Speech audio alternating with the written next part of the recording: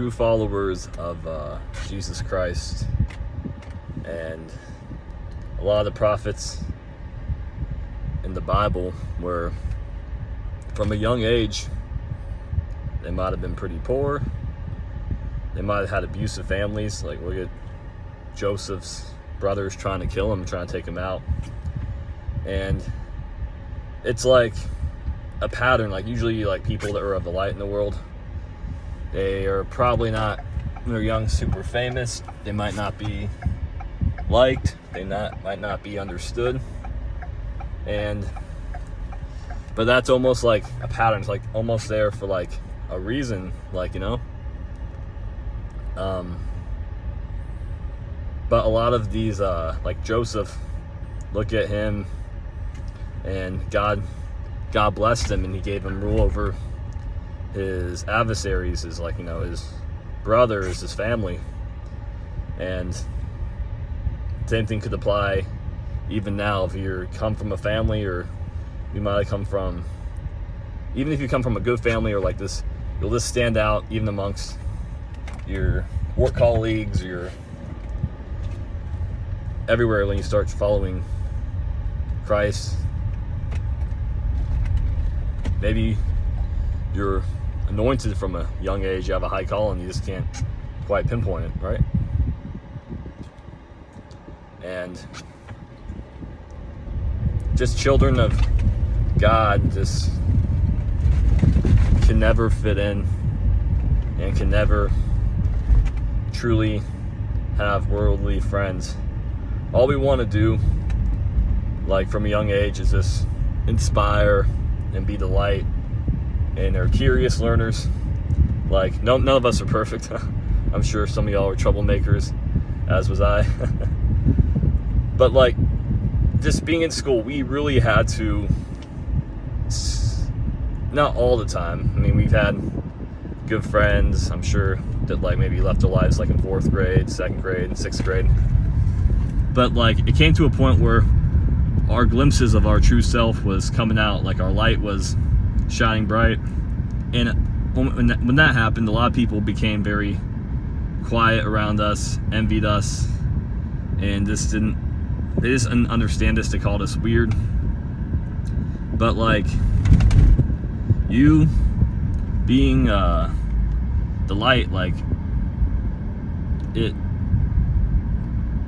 definitely caused some dismantling of these people's spirits. And a lot of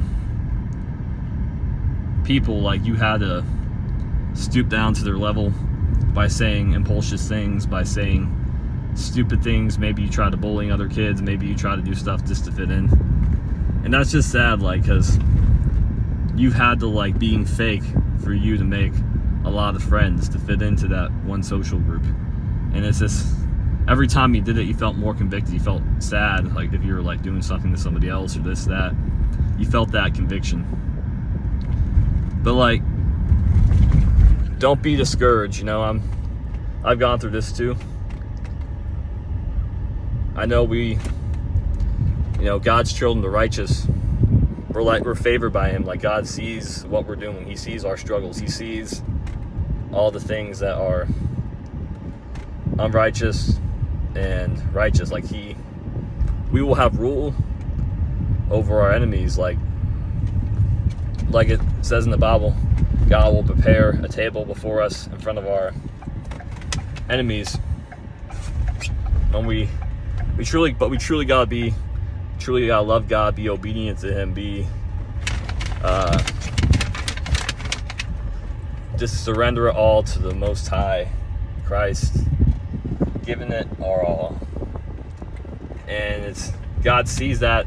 He sees the change in our heart. He sees, the renewing of our mind through time, through effort, through that pain, that struggle. That he sees that. He rewards us, like he did with, like Job, like Joseph, all these people from the Bible. And it's you're living a godly life. It's not how people will think, like, oh, you live a godly life and this will happen and great, amazing, beautiful things happen, but like,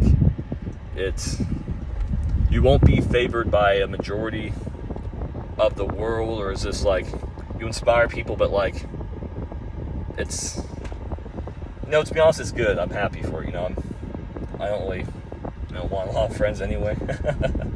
But I love real people. I don't mind having friends, but as I said multiple times, they have to be real and have my best interest at heart. It's like when you read the Bible, it's like, for what fellowship does light have with darkness? None. Absolutely none. We pray for our enemies. We try to help them out. We try to do good, but no. Can't.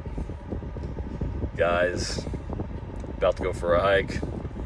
Take care, peace, and God bless.